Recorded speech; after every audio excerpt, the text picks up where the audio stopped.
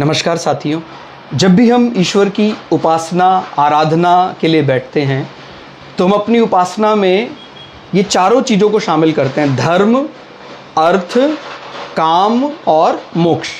ये चारों किस रूप में हम भगवान की पूजा में अर्पण करते हैं? धर्म हम अग्नि के रूप में, माने चाहे यज्ञ की अग्नि है, कोई दिया स्वरूप हमने अग्नि प्रज्वलित की है।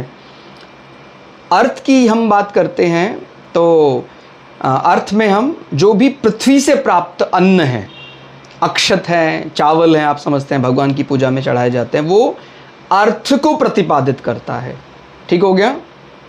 और कामना पूर्ति की यदि हम बात करते हैं तो वो हम जो भगवान को धूप लगाया जाता है, जो धुआं किया जाता है, खुशबू की जाती है, वो एक प्रकार से वायु तत्व, और वो कहीं ना कहीं कामना पूर्ति के साथ रिलेट करके देखा जाएगा।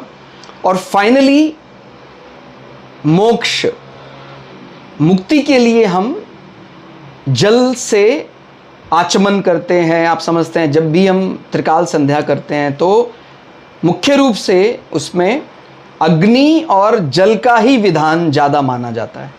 ठीक हो गया।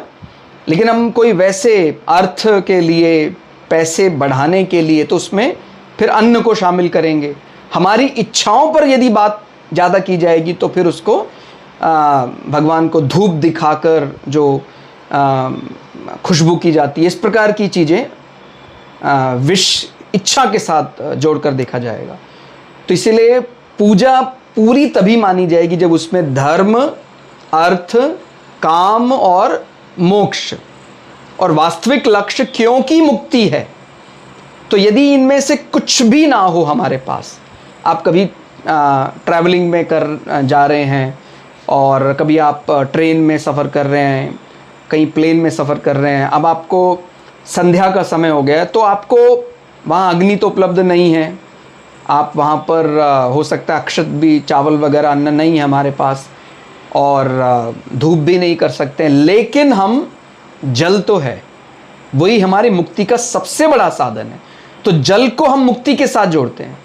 तो आपको कुछ मिले ना मिले, संध्या उपासना के लिए जो त्रिकाल संध्या करते हैं उनको जल से हमेशा, वो अपने आप में परिपूर्ण है जल।